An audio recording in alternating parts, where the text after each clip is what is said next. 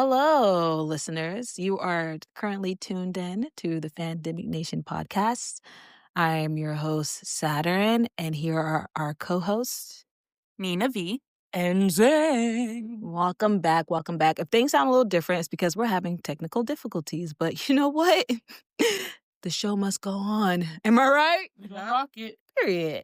All right. So today's topic is slut shaming and body shaming. Why are we so obsessed with the bodies of public figures? There's a lot to say on this topic. So I'm going to actually pass it to Zen first to chime in. And then we're going to just go in a circle and see how we're all feeling about this topic. If this topic is a little bit, touchy for you, you want to skip this episode, you can, but we recommend that you stay because we're going to keep it light. We're going to keep it real, but we're going to keep it light. Mm-hmm.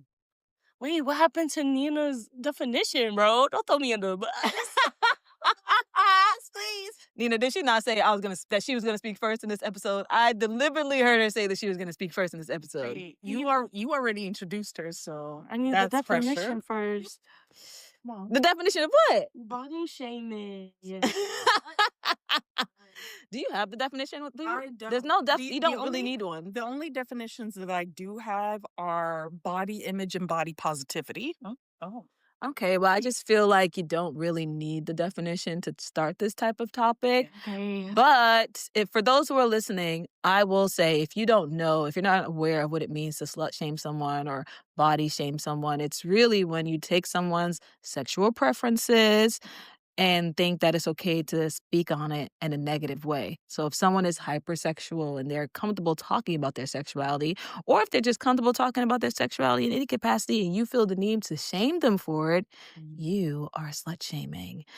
In addition to that, if someone is comfortable in their own skin and likes to show off their body at any size, whether it be big, small, tall, or short, and you feel like that's inappropriate and you have to make nasty comments about it, you are body shaming. So those are the ways that I would define those two topics. Zen, is that good enough for you? That works. Okay. Let me take a big ear right here real quick. She has some notes, guys. So, after what you have said, I'm reiterating, connecting the dots. I feel like as of lately, it is just a weapon for fandoms, because y'all know what this is about. Fandom culture. Hello. Being put against people that we admire, maybe people we don't like. It's just being used as a weapon to attack these celebrities and idols. It goes back to our last conversation with the interpersonal relationships, and then the fans, even if they love an idol, they're always going to attack an idol that they don't like. They're going to be like, oh my God, look at Momo. Did she blow up like a balloon? Like, oh, you didn't need to do that. Because they feel like it uplifts their favorite. She's specifically referencing K-pop idols. That's why she's using the word idol. And she's saying like, oh, they might weaponize body shaming so that they can make their favorite K-pop idol look better than someone else's. Because it's always a competition with these souls, which is really ridiculous. It's given when they do that, it's also cyberbullying. That's not the main topic, but it's two birds, one stone. Like, they're using that, the slut shaming, body shaming. Oh, you have Kai from EXO, who's now a bomb solo artist. Don't play. What? He was dating Crystal. They turned on Crystal so quick. Like, wow. You don't want your idols to be in relationships? That's wild. They're grown-ass people. But it's okay for you to look at Kai like a piece of meat. Okay. All right. Then I saw some other examples here in the U.S., like Serena Williams. They always got to say all of that. You're never too far away from a white person in your business. I'm sorry. Serena Williams, Simone Biles, even Tyra Banks, and Beyonce. Oh, y'all wild. For anyone who likes Taylor Swift, Selena Gomez, It don't matter. Everyone getting shot down. Bop, bop, bop. I had seen a interview, kind of lie detector test, with Ariana Grande and Cynthia. Yes. Why they only ask Ariana the questions about Botox, BBL, and Can I bounce off of that? Go ahead. Speak Speaking of Ariana Grande, recently she and her co-stars were walking down the carpet in Singapore, and she was attacked by a fan who thought it was okay for him to run down and grab her without any consent or permission because he feels like, I'm her fan, she belongs to me. And so he went and did that. And in the video, you can see that Ariana is obviously very afraid. And Cynthia jumps in to make sure that she about to hurt somebody. Yeah, she should. Queen, women protecting women. Thank you. She jumped in before the security got there and removed that man from Ariana and made sure to soothe her and made sure she was okay and comfortable. Now, if you don't know, Ariana has a lot of PTSD from traumatic events. A lot of things have happened around her that has felt very, very scary. These things connect to her in a way that sends her into a stage of fright. And her fans know this. A lot of people know this. But the fact is, she has a lot of post-traumatic stress. And this is a really scary thing that's happening to her. And when I go to the comments, I don't see anyone caring about her mental state, her safety, what a good friend Cynthia was to be. The first comment I see is, why they look like skeletons? Why are they so skinny? The Ozempic is getting crazy. This is what you guys are talking about in a video where somebody took it upon themselves to touch her without permission, without consent. No one cared about how that might have made her feel. That was your first thought? Extremely inappropriate. Later on, I saw the post again and more people were more concerned, and it brought me some comfort because I was scared for a second. That first post I saw, all them comments about her body were making me, I was like, what kind of world are we living in? Where someone's body image is more important to you than their overall safety and well-being. Oh my God, I was scared for a second. But luckily, I saw some other posts talking about what a great friend Cynthia was and hoping that Ariana was okay. But sorry, when you said her name, it just popped in my mind, girl. This is what it's for, girl. The body shaming is crazy. It's crazy. And I have a lot to say about it, but we'll get back to it. I would like to hear your thoughts, Nina. So you had said something that it is literally a competition, and I 100% agree. I feel like it's a competition between men and women to get it out on just body shaming everyone, because I mean, it doesn't necessarily have to be women. Men get it as well, but women are definitely the target audience of criticism when it comes to body shaming, to the point where it just feels like reflex for some people. Like it feels like a hobby. It's exactly, it is the norm. You're gonna see it more than you see political figures on top of that White House stand. You're gonna see it more than news articles about race or gun violence or anything else that we've been experiencing in society within the past few weeks. Like that, it's almost like, like a sport to some people. It's people's pastimes. It's literally what gets them through the day. And it's like, I don't understand it. Yeah. I mean, and the thing is, it's not really a fandom thing. It is literally in everyday life. Girl, you ain't lying. It, okay. It comes from, family. It comes from our generation through time. And the thing is, it's not just about slut shaming and body shaping. All the topics that we've been discussing over the past 6-7 episodes, they all intertwine because you can't talk about slut shaming without talking about fat phobia. You can't talk about race without having to deal with the fact that, white people are the more beautiful, desirable, preferable compared to, seeing representation of darker skin, of, body dysphoria. And you just click something in my head. You want the mic? Pass that along. this is going hot like hot cakes on the grill. Like, don't worry, I'll come back to when you went in about the skin tones. It's so engraved to the point where African Americans, they start leveling out skin tones. Like, oh, she's dark chocolate, and then she's caramel, she's macchiato, and this and that.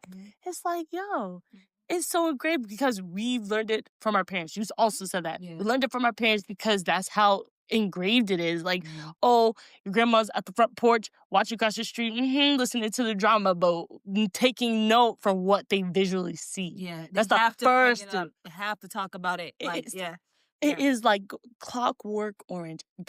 If you're not old enough to watch that movie, if you're not old enough, you will not know. It's okay. But it's Mhm. ooh, that It's like in Falcon and Winter Soldier when the little kid is like, "Hey, you're Black Falcon," and he's like, "I'm Falcon." And it's not that it's not that he's not proud to be a black man. No. It's just that it's interesting that you wouldn't call another superhero white, Right. etc. You know, you wouldn't call Thor white Thor or Right. Captain America white Captain America. You know, you just call them by their title. So it was weird that it's like you're Black Falcon, and now Mr. Black Falcon is Captain America. My Captain.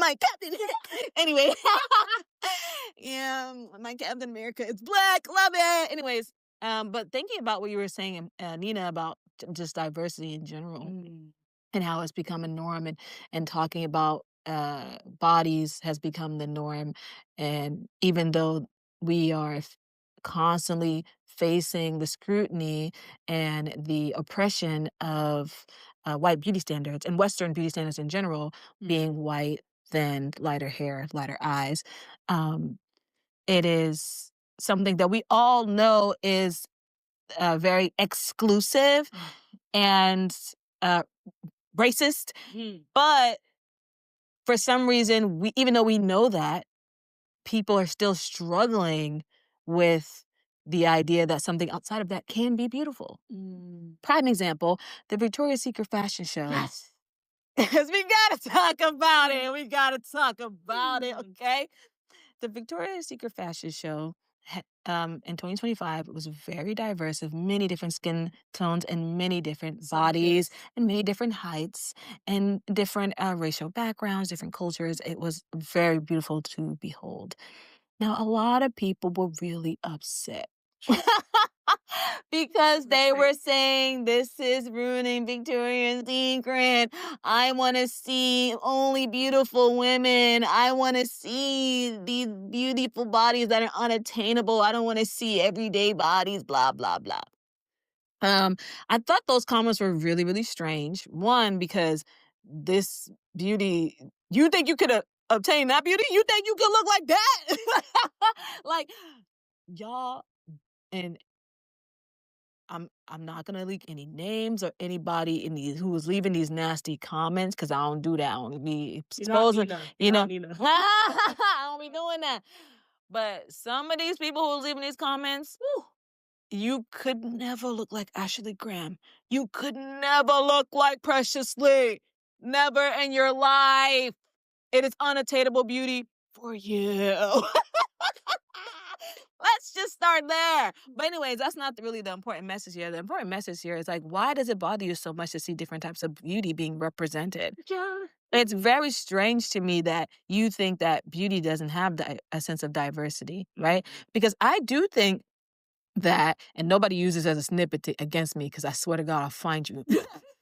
I do think that white, slim women with light hair and light eyes are beautiful, just as much as I think curvy, dark-skinned Black women who are voluptuous and have rich skin and dark eyes and coarse hair are beautiful. Because beauty is not about just your skin color or your body shape. You know, beauty has a sense of uniqueness that makes you stand out to people, that makes you feel special to them, and it has very little to do and almost nothing to do with race and the shape of your body. Like, if you really you're gonna tell me in your entire life, you've never seen someone who doesn't fit the white beauty standard or the Western beauty standard you've never saw a person you thought was pretty who didn't fit that? I'm scared. Like, if that's the case, I'm scared. That's not a thing. Like, sometimes a bitch is just pretty. Sometimes a bitch is just beautiful and ain't got nothing to do with her being slim, nothing to do with her. She's not slim, she's not white. And it's okay. It's okay that people are pretty in different skin tones and different body shapes and different heights. It's okay, guys. And the thing that I really liked about the Victoria's Secret fashion show is that to me, it really felt like Victoria's Secrets. And I know a lot of people will say, no, it didn't. It was so different. Look, I was there from the jump, loving the slow-mo cameras, loving the diamond runway. So I'm not new to this. I'm true to this. I know what it was like, okay? Let me tell you something. Back in the day, I thought Victoria's Secret ages were beautiful, and I still do. I thought the shows were beautiful, loved them. Obviously, I would get a little bored year after year seeing the same show with the same. The angels almost start to look identical. It was, the first time you see it, you're like, nice, it's eats. The second time you see it, okay, cool. The third time, okay. The fourth time, yeah, I get it. Like, it feels a little bit redundant. Like, you kind of tune out a little bit, like, because you're just watching the same things come out from backstage. And I knew it needed a little something. And they were uncomfortable with change, like most organizations are. For a long time, as other people were growing and progressing in different companies, they were kind of staying the same. They weren't really switching it up. Ashley Graham was one of the people who kind of called them out. I was like, I'm no angel. If angel means like you have to be this size, you have to look exactly like that to be one, then I'm out. And a lot of people were like, yeah, I don't really want to shop there because I don't feel represented in any way, or I just don't feel like it's a healthy mindset to make us feel like the beautiful goddess, angelic women have to look like this. And if you like it, fine, but I don't. So I'm going to go over here. Savage X Fenty dropped. Rihanna was like, actually, I think these bodies are beautiful. These bodies are sexy. Sexy women look and men look different from each other, but they all got one thing in common. They hot as fuck. And everybody was like, I'm with that. And so a lot of people went in that direction and customers started shopping from there, right? Leaving Victoria's Secret in a place. Like, you can make a change and like progress with the rest of us, or you can stay the same and not make that money, take that L. And they were like, actually, we want some money real bad. And, they wanted to be a part of the progression, to be part of the conversation. But what's interesting is I like that they didn't just copy what everyone else is doing. They still stayed true to their very like girly, princessy, goddessy vibe. Every girl who came down that runway looked like a princess, looked like a goddess. They were all gorgeous, even though they were different shapes and different races, and they still looked amazing. They still fit that vibe. And like, if you don't think so, you're a fucking weirdo and you need help. You can want your body to look a certain way. I ain't got no beef with that. Why are you worried about what everybody else doing with their body? Like, why you care so much? Like, they're not hurting you. They're not doing anything. Oh, she's too skinny. I hate that. I hate that. Mind your business. Oh my gosh, she's so fat. Oh my God, that's so unhealthy. Mind your business. Take care of yourself. Know what you want for yourself. Use your brain. Think about the life you want to build. Why are you in somebody else's business? I do know the skinny apocalypse is among us, and I don't support the skinny apocalypse, right? Because I don't support the idea that we all must be skinny to look good. But I don't think we should shame a girl who wants to be skinny. I don't. That's her business. I got a personal take on that. Oh, child. If you, no. All right. If you know me, if you've known me, if you knew me, and all those tenses, I was known as the Slim Jim at one point. Yes. Oh my goodness. Very skinny. I was so skinny, and everyone would either You be have like, though. stop it. Stop it. They're like, I know you're so tall, you're a model, and this and this. And even then, I felt very self-conscious about myself because I'm like, maybe I do need a cheeseburger. Like, I be eating. I get fed at home, I promise you. Like, I don't got no problem. I just didn't know what to do. And then as time grew on, me and my big old age of 30 plus, yes, I am, in the 25s, I've gained a quite significant of weight. I feel like it's healthy. Nothing to be ashamed of. No, but She looked the fuck good. Stop. I'm still gonna suffer from body dysmorphia. Yeah, that's a real thing. If it was before then, it's still now. I'm like, okay, yes, finally the weight's on, and then you get that way, and you're looking at it like, it was supposed to go there. Oh, it was supposed to go there. Every morning, look in the mirror, but it does not stop me from loving myself. Amen. At the highest, and I just, I at this rate, I've given up. There's nobody else to please but myself. You can't make it. You will never make everybody happy. That's not a thing. At the end of the day, I put myself to bed and I get back up. That's all you can ask for. I can't. And if somebody want to love it, love all of it. Period. Don't fake, don't half-ass, don't Period. And don't settle for less. That bingo, you took the words out my mouth. Words out my mouth. And you said you had a personal story, Miss Me? Oh, I was that personal. I'll take that mic. Okay, so I think it's time to shift off of Zen into body positivity. Obviously, I have a definition. Obviously. Now the definitions want to come out. That's crazy. So if you are living under a rock and don't know what the internet is, body positivity is a social movement and concept that promotes positive views of all bodies, regardless of size, shape, skin tone, gender, or physical ability. So it's, in terms of body positivity, I really didn't start knowing what that was until college. Sounds about right. Because it's something that really just didn't exist in my family. You know, we are a lot of bigger women, me and my mom especially. We were always known as the black sheep of the family. So we've gotten the abuse not only for my mom's brothers, but also my mom's mom, my grandmother. It was a constant thing. It was literally second nature to her to always say something about our weight. And then just kind of like listening to this, and I hope you feel the same way. But you know, in terms of body shaming and slut shaming, I feel like it's just a man thing.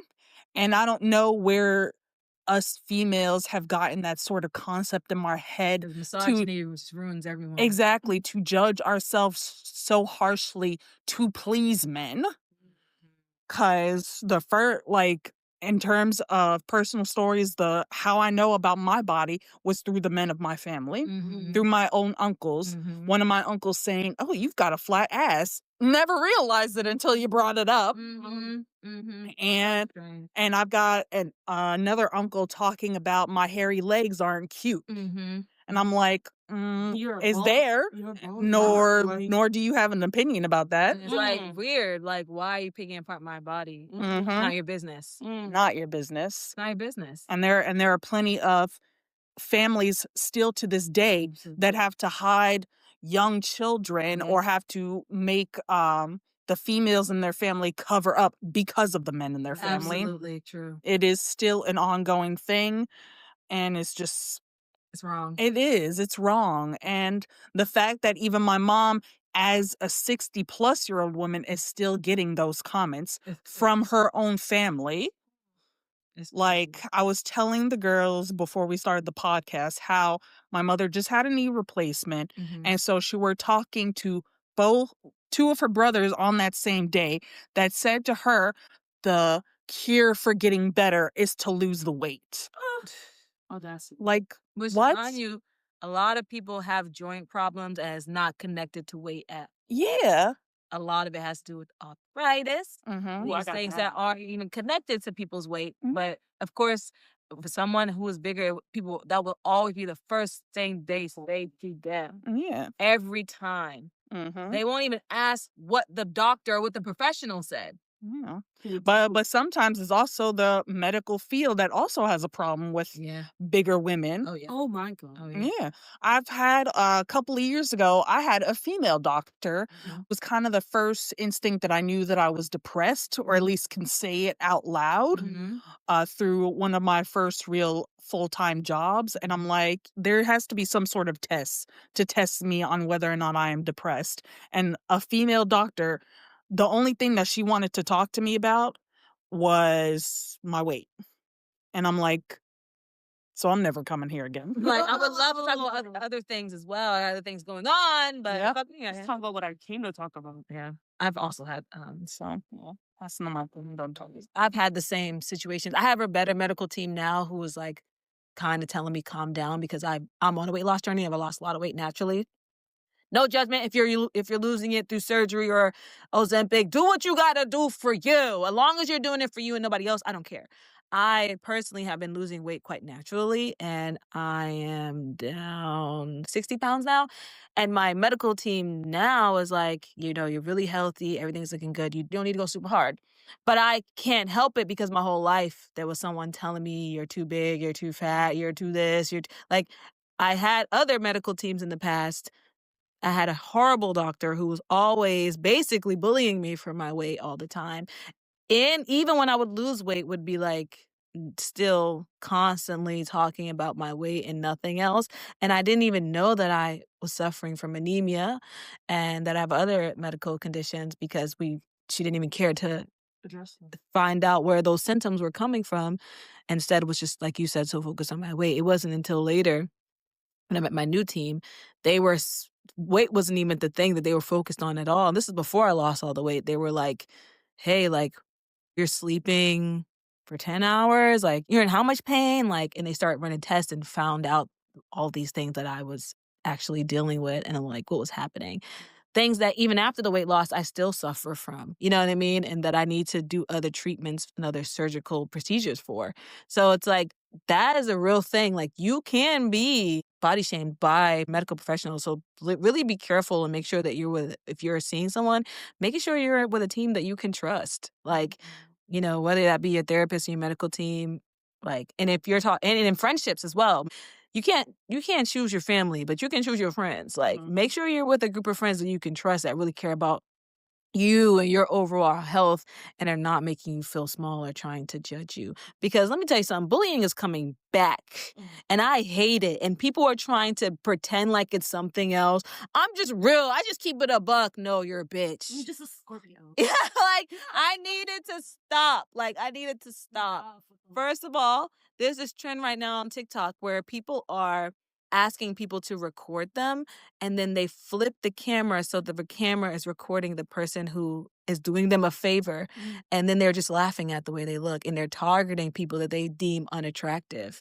And that is fucking bullying. It's not a prank. It's not a joke. It's not funny. It's bullying. You can't dress it up as a TikTok trend or, oh my God, why do we all have to be so nice right now? Like, you need therapy. If you feel like it feels good to make other people feel like shit or to make other people feel humiliated, you need therapy. That's not a normal thing. You're not just a normal person and we're all too sensitive and we're all too nice. No, you're a bitch. Or you're really unhealthy and you need to go get that taken care of before it gets out of hand.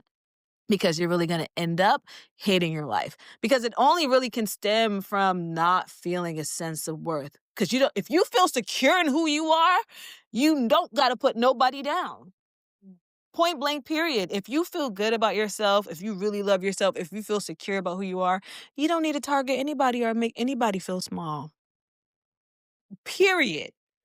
So if you're one of those people who, oh, that was funny, I don't know, I thought everybody was making a big deal of it, I'm talking directly to you. Get some help. Work on yourself. I think we can all become better. Let's start with you, bitch. That's not okay. You know what I pee?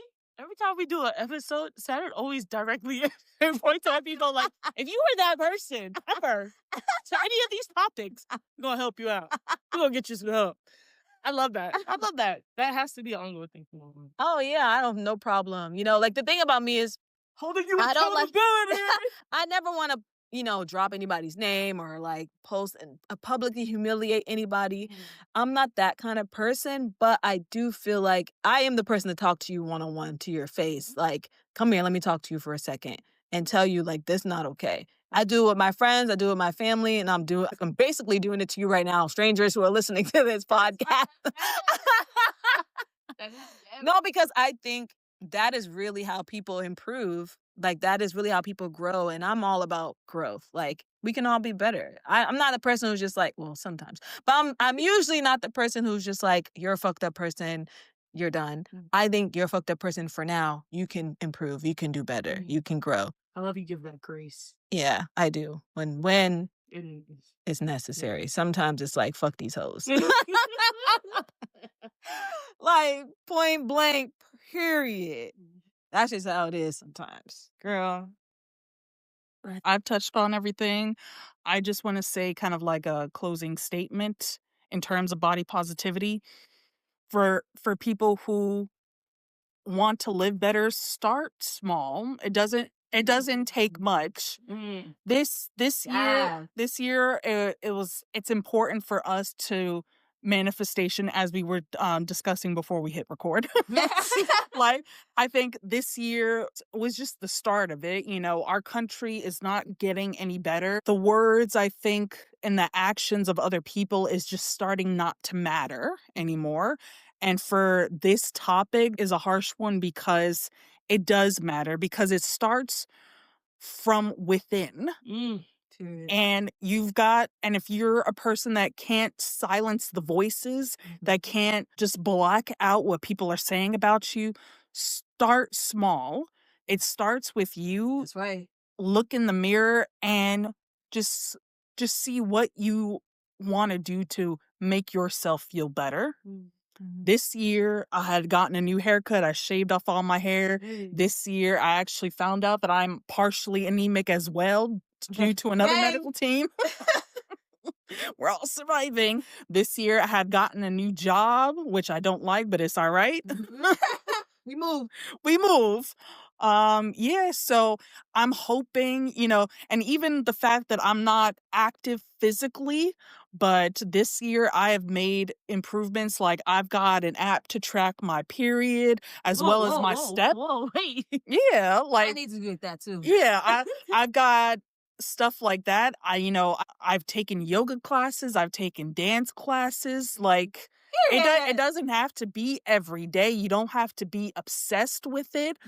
It just starts with something small, and you can always grow from there. Period. I love that. Really, like, making sure that you're on your journey towards, like, self-love is really essential, because What'd you do? there are always going to be people who are, like, going to... We'll talk about them. Sorry, Zen is asking me about what I did to go into the health journey. I can't give you guys a long spiel about it, but we'll talk about it later. If you guys do want me to talk about it more on the podcast, leave it, like, request in the comments, and I'll answer if you want to know about my weight loss journey. But anyways, it is essential for you to know that you need to prioritize your own self-love, because people are always going to talk shit. And you're never going to be skinny enough. You're never going to be thick enough. You're never going to be light enough. You're never. There's always going to be somebody who says, I got something to say, and something I don't like about you. So you need to make sure that you love yourself and that you like yourself. And it's a journey. You don't wake up one day like, I did it. I love myself. Like, it's a journey. It's a process. Like, enjoy that process and just really be present in it. And it's essential. Same thing goes when it comes to, like, people slut shaming, because we haven't really touched on slut shaming a lot in this video, even though it's in the title. Like, if you're being safe and you feel sexually liberated, that's your business. It is nobody's business what you're doing with your... I'm about to start using inappropriate words. There ain't nobody's business what you're doing with your body, okay? As long as you're being safe, right? You're not causing anybody harm. You're not causing yourself harm. Who cares? If you don't want to do nothing with nobody and people are like, oh, you should be doing this, you grow... Fuck them. You don't got to do shit. You don't got to give no... Oh, and maybe I should try this thing because everybody else is doing it. Do you want to do it? If you don't want to do it, don't fucking do it. Like, it's about you, your journey, your path. That's what life is about. And it needs to be tailored to who you actually are, not what you think you should be doing for other people. Don't let nobody peer pressure you. Don't let... Straight auntie. Pressure you, baby. Don't let them tell you what you need to be doing. Like, it needs to stop. I remember, if you follow K-pop, that you know this already, but K-pop idol Wonho he used to post very provocative pictures. And people used to be complaining. First of all, you can unfollow him. Like, why are y'all mad why he posting these pictures of his booty? Why he posting this picture of his towel? Because he looked the fuck good and he want to show it off because he worked for his body. How is that a problem? He's grown as fuck. He's a grown man. Unfollow him. Now he's like trying to keep it cute because he's like, oh, people don't like that. Like, it's ridiculous. Like, why are we all slut shaming the hell out of him for some pictures? He wasn't breaking no guidelines on social media. You could have just unfollowed him. If you're one of those people and you're like, damn, I really want to post these pictures where I look super good in this bikini, but someone's going to say that I look like a slut, or someone's going to say I look fat, or someone, fuck them. What do you want to do? Oh, I actually really want to be covered up, but people want me to show off my curves and more. Fuck them. What do you want to do? You want to be conserved and covered? Do it, baby. It's your journey. It's your life. Point blank, period. Any other closing arguments? Because me and Nina gave ours. I want to add a touch, a point, a sprinkle, a smidge of, I don't want to call it reverse slut shaming, but that's the only thing I can think of, is when you do post something and you know your homegirls, hey, in the comments like, oh, you look so good, you look delicious, and it's some rando fat tumblard with a message that's about, well, I didn't ask you. I didn't ask you. She did not ask you. Stay and mind your business that pays you. How about that? I know. That's giving reverse slut shaming, if that makes sense. I know what you're saying. You're basically telling, when people are telling you you shouldn't be showing your body off like that. Yeah, that judgment. But you got positivity over here and then the negative on the creep. It's still slut shaming. It's just a different type. Okay. It's still slut shaming. However, I do like it for the girlies who are definitely more healed than others, who are actually calling out those haters too. Yes. Like, you see those little bubbles of some nasty comment for some rando white dude in Minnesota or something. Yes. Or, from out of country, Europe maybe, who the fuck knows. But anyway, I love it when you see it and they're just like, I don't care. You're not my target audience. Exactly. You can leave whenever you want, boo. That's it. But you love it. That's why you're here. Oh my God. All right. Something you can't have. Oh, sorry. I love it. No, I love it. I love it. I think that's a good place. I think that's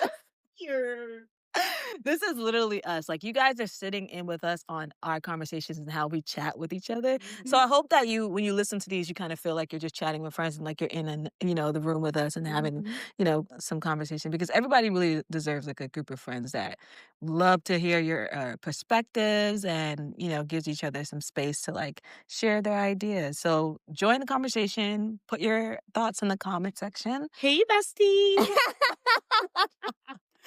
Thank you so much for listening. We have been your host, Saturn, Nina.V, and Zen. And we will catch you next time. Like, subscribe, or whatever the fuck they do here. I'm gonna keep that. Hey, that's a closing statement right there. Maybe I'll put it on a t-shirt. Or in the bag, whatever the fuck you'll do. All right. We holla at you. Bye. It's good.